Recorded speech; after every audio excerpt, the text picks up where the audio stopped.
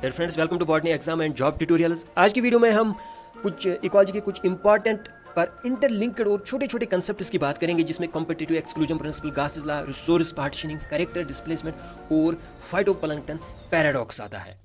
तो आप वीडियो, छोटी सी वीडियो है, आप ये एंड तक देखिएगा ताकि आपको ये सारे कंसेप्ट आराम से समझ आ जाए। According to Gause's competitive exclusion principle और गॉसेस लॉ, जो दो स्पीशीज हैं अगर वो कंप्लीटली compete कर रही हैं एक ही हैबिटेट में, तो ये को एग्जिस्ट नहीं हो सकती। इनमें से एक स्पीशीज एक्सटिंक्ट हो जाएगी इस पर्टिकुलर हैबिटेट से, या वो डिसअपियर हो जाएगी। इन अदर वर्ड्स, अगर दो स्पीशीज का निश कंप्लीटली ओवरलैप कर रहा है तो वो को एग्जिस्ट नहीं कर सकती। निश क्या होता है? देखिए, दो स्पीशीज एक ही हैबिटेट में रह सकती है, लेकिन अब ये देखना है कि उस हैबिटेट में उनका इकोलॉजी का रोल क्या है। वो कार्निवर है, वो टॉप कार्निवर है, वो सेकंड लेवल कार्निवर है, वो कंज्यूमर है या हर्बीवर, वो डिकम्पोजर है, वो प्रोड्यूसर है। टाइम और स्पेस के हिसाब से उस हैबिटेट में वो कहाँ पे फॉरेजिंग कर रहे हैं, कहाँ से न्यूट्रिशन इनको अवेलेबल होती है। तो ये सब सारे चीज़ों को जब हम इकट्ठे रह रहे हैं, न सिर्फ कि ये किस हैबिटेट में कहाँ पे रह रहे हैं, लेकिन उस हैबिटेट में एग्जैक्टली किस जगह पे रह रहे हैं, इनका रोल क्या है इकोलॉजिकल रोल, ये कौन किस प्रे पे अटैक करते हैं, इनका फूड क्या है, इनकी फूड स्पेसिफिसिटी क्या है, टाइम और स्पेस के हिसाब से इनकी स्पेसिफिसिटी क्या है।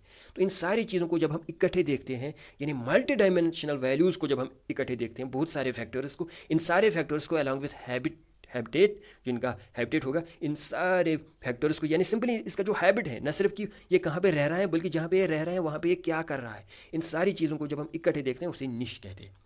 तो अगर दो स्पीशीज एक ही हैबिटेट में हैं तो वो कोएग्जिस्ट हो सकती हैं, लेकिन अगर उनका निश भी बिल्कुल एक ही है, कंप्लीटली ओवरलैप हो रहा है, यानी ये एक ही प्रे पे अटैक करते हैं, ये एक ही टाइम में उसमें अटैक करते हैं। अगर फॉर एग्जांपल दो स्पीशीज़ हैं इंसेक्ट्स की जो एक वुडन लॉग में रहते हैं, तो अगर ये दोनों उस वुडन लॉग के कोर में रह रही हैं, जाइलम में, एक ही टाइप का फूड पे अटैक करते हैं, तो इनमें बहुत ज़्यादा कंपटीशन हो जाए। इसे हम कहते हैं कि इनकी निश जो है ओवरलैप हो रहे हैं। जैसे कि आप यहाँ पे देख सकते हो, ये ब्लू वाली स्पीशीज़ जो है और ये रेड वाली स्पीशीज़, तो ये इनका हैबिटेट है।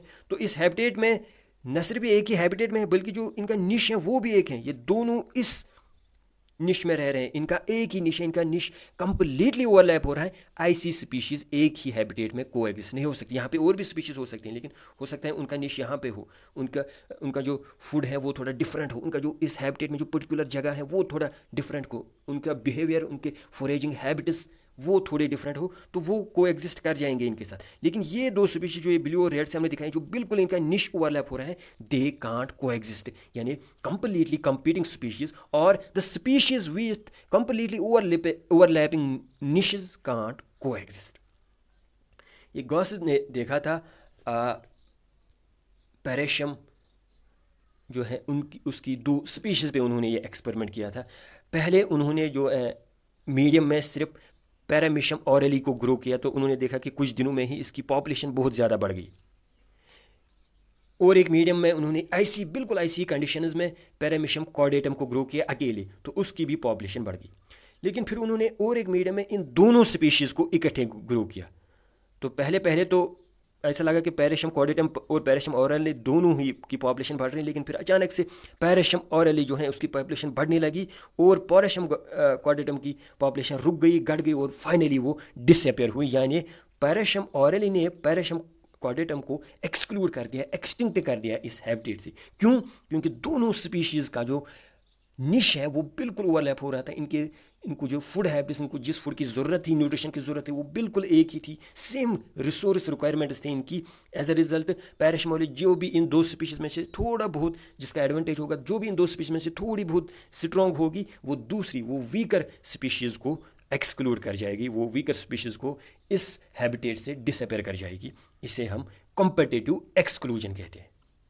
तो ऐसी दो स्पीशीज़ जिनका निश बिल्कुल ओवरलैप हो रहा हो, वो को एग्जिस्ट नहीं कर सकते। ये यहाँ पे भी आप देख सकते हो, तो दो स्पीशीज़ रेड और ब्लू में दिखाई गई हमने, एक ही हैबिटेट में है, एक ही निश में है। तो पहले दोनों की पॉपुलेशन बढ़ने लगी है, लेकिन फिर रेड वाली की पॉपुलेशन ज़्यादा बढ़ने लगी है, इसका स्लाइटली एडवांटेज है, दूसरी स्पीशीज में स्लाइटली स्ट्रॉन्गर है, और फाइनली जो है ये जो दूसरी स्पीशीज़ हैं ये डिलीट ही हो जाएगी।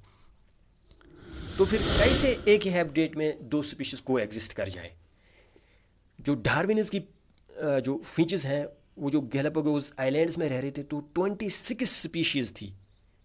तो वो 26 स्पीशीज उन छोटे छोटे आइलैंड्स में कैसे इकट्ठे को एग्जिस्ट कर रही थी। यस, 2 स्पीशीज और मोर देन 2 स्पीशीज कैन को एग्जिस्ट इन ए हैबिटेट अगर उनमें रिसोर्स पार्टीशनिंग हो जाए, यानी वो एक ही हैबिटेट में रहेंगी पर जो उस रिसोर्स जो है उसको उनके बिहेवियर में थोड़ा बहुत चेंजेस आएंगे, उनके फोरेजिंग हैबिट्स में चेंजेस आएंगी, तो जो वो रिसोर्स हैं उसके डिफरेंट पार्ट्स पे ये ग्रो करेंगी।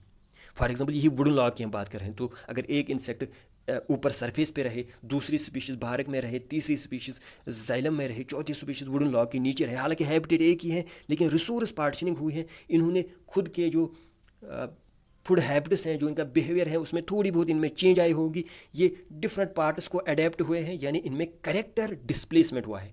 तो जब स्पीशीज़ में थोड़ी बहुत बिहेवियरल फूड हैबिट्स के मतलब चेंजेस आए, ये डिफरेंट रिसोर्स के डिफरेंट पार्ट्स को अडेप्ट हो जाए, इसे हम कहते हैं कि उन्होंने रिसोर्स पार्टीशन किया है और इस स्पीशीज़ में कैरेक्टर डिस्प्लेसमेंट हुआ है। तो जब स्पीशीज़ में कैरेक्टर डिस्प्लेसमेंट हो, इनका इससे क्या होगा कि हालांकि ये एक ही हैबिटेट में रह रही होंगी लेकिन इनका निश जो है अब ओवरलैप नहीं करेगा।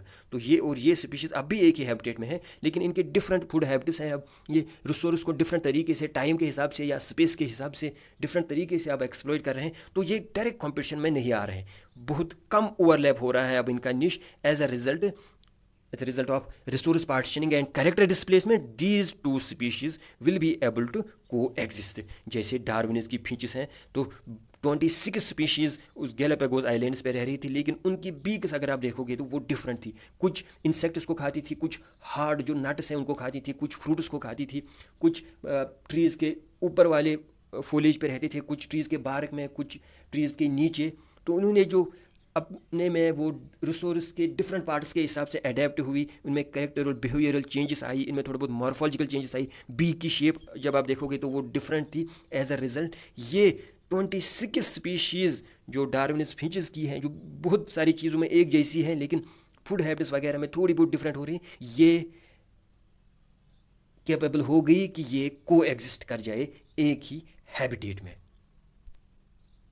यहाँ पे आप देख सकते हो ये एक स्पीशीज़ हैं येलो बर्ड्स की, तो ये इसका रिसोर्स है और इस पे पढ़ रही हैं, इसका हैबिटेट, इसकी निश यहाँ पे है। लेकिन अब दूसरी स्पीशीज़ यहाँ पे आ रही हैं जो हमने पिंक से दिखाई है, तो इनमें अब कंपटीशन होगा। तो अगर ये पिंक वाली ज़रा सा भी स्ट्रांग होगी तो कुछ टाइम के बाद ही इस येलो वाली स्पीशीज़ को ये यहाँ से एक्सक्लूड कर देगी, येलो स्पीशीज़ यहाँ से एक्सटिंक्ट हो जाएगी। लेकिन हुआ क्या है, इस येलो स्पीशीज़ ने अपने में कैरेक्टर डिस्प्लेसमेंट लाया है। इसने ट्री के अपर पार्ट्स या फिर ट्री के बिल्कुल लोअर पार्ट्स जो इसके नीचे अंडर स्टोरी में ग्रासेस हैं वहाँ के हिसाब से खुद को अडेप्ट किया है। एज अ रिजल्ट जो ये स्ट्रॉन्गर पिंक स्पीशीज थी उसके साथ इसका कंपटीशन नहीं रहा है या कम हुआ है, यानी इस येलो स्पीशीज में कैरेक्टर डिस्प्लेसमेंट हुआ है। एज अ रिजल्ट ये एक ही हैबिटेट में अब को एग्जिस्ट कर रहे हैं because they don't have completely overlapping niches. लेकिन गॉसेस एक्सक्लूजन प्रिंसिपल, सो गॉसेस एक्सक्लूजन प्रिंसिपल से हमें ये समझ आया कि जब तक स्पीशीज़ में रिसोर्स पार्टीशनिंग नहीं होंगी, कैरेक्टर डिस्प्लेसमेंट नहीं होगा, तब तक वो को एग्जिस्ट नहीं कर पाएंगे। लेकिन गॉसेस एक्सक्लूजन प्रिंसिपल की कुछ एक्सेप्शन है जिसे हम इकोलॉजिकल पैराडॉक्स या पैराडॉक्स ऑफ फाइटोप्लैंक्टन या फाइटोप्लैंक्टन पैराडॉक्स कहते हैं। फाइटोप्लैंक्टन वो छोटी छोटी स्पीशीज़ हैं, फोटोसिंथेटिक ऑर्गेनिज्म, यूनिसेल्यूलर। तो इनकी अगर आप रिक्वायरमेंट्स देखोगे तो रिक्वायरमेंट्स क्या होती हैं इनकी, छोटी थोड़ी सी लाइट, थोड़ा सा वाटर और कुछ न्यूट्रेंट्स जैसे नाइट्रोजन, फास्फोरस, पोटाशियम। तो बहुत सारी दुनिया भर की स्पीशीज़ छोटी सी एक वाटर बॉडी में रह रही होती हैं और इकट्ठे रह रही होती हैं, और क्योंकि कुछ ही रिसोर्सेज इनको ज़रूरत है तो उसमें रिसोर्स पार्टीशनिंग कहाँ से होगी, कौन सा कैरेक्टर डिस्प्लेसमेंट, इन सारों की जो है एक ही टाइप के रिसोर्स इनको ज़रूरत होती है। हालांकि इनको एक ही टाइप के रिसोर्स ज़रूरत होते हैं, निश बहुत ही ओवरलैप हो रहा है, लेकिन तब भी ये बहुत सारी स्पीशीज़ एक ही साथ एक ही हैबिटेट में एक ही निश पे को एग्जिस्ट कर रहे हैं। तो अपैरेंटली ऐसा लग रहा है कि जैसे गॉसेस लॉ यहाँ पे जो है कॉन्ट्ररी हैं, जैसे गॉसेस लॉ यहाँ पे वायलेट हुआ हो।